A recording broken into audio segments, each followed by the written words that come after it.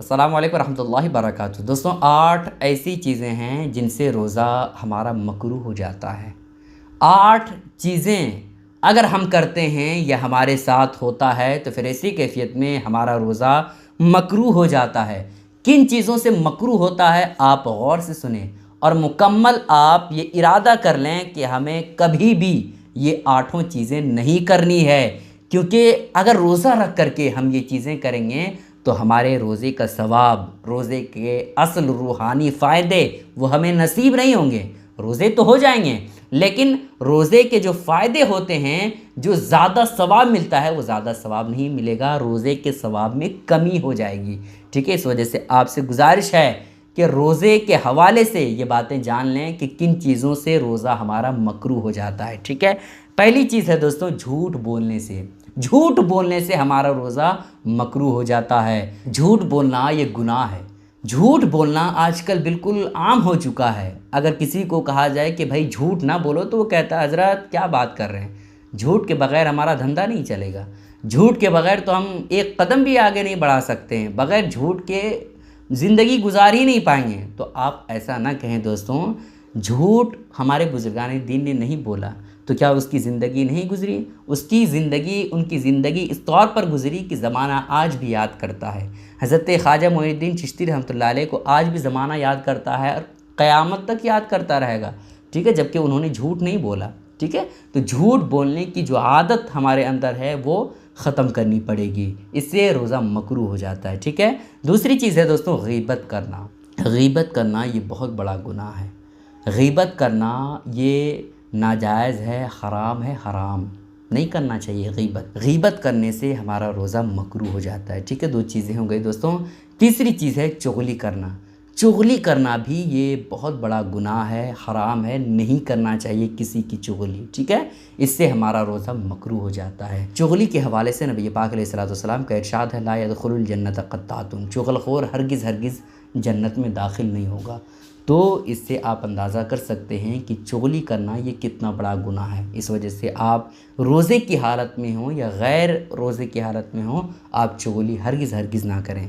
अगर रोज़े की हालत में चुगली करते हैं तो फिर ऐसी कैफ़ियत में आपका रोज़ा मकरूह हो जाएगा, आपके सवाब में कमी का बाइस बन जाएगा। इस वजह से आपको हरगिज़ हरगिज़ ये गलती रोज़े की हालत में नहीं करनी है। ठीक है, कितनी चीज़ें होंगी दोस्तों? 3 चीज़ें।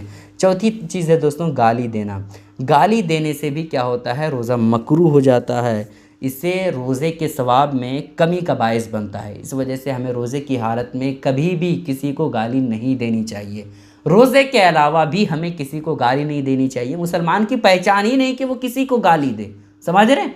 ये मोमिन की, एक अच्छे और पक्के मुसलमान की ये पहचान ही नहीं है कि वो किसी को गाली दे, दूसरे मुसलमान भाई को। ठीक है, तो गाली देना ये क्या है, हराम है, नाजायज़ है और इससे हमारा रोज़ा मकरूह हो जाता है। तो इससे भी हमें बचना है, इससे रोज़ा हमारा मकरूह हो जाता है। ठीक है दोस्तों, कितनी चीज़ें हो गई? 4 चीज़ें। 5वीं चीज़ है दोस्तों बेहुदा बात करने से। कभी भी आप किसी से बात करें तो ये अपने अंदर एक गुफ्तगू करने का एक सलीक़ा अपने अंदर बना लें, सलीक़ा पैदा करें कि आप अदब के दायरे में बात करें, बेहुदा बातें ना करें, जिससे एक इंसान सोचे तो शर्मा जाए। ऐसी बातें, बेहुदा बातें हरगिज़ हरगिज़ ना करें। ठीक है, बेहुदा बात करना भी ये गलत है, नहीं करना चाहिए। अगर ऐसा आप रोज़े की हालत में करते हैं तो उससे आपका रोज़ा मकरूह हो जाता है, रोज़े के सवाब में कमी का बायस बनता है। ठीक है, कितनी चीज़ें होंगी दोस्तों? 5 चीज़ें।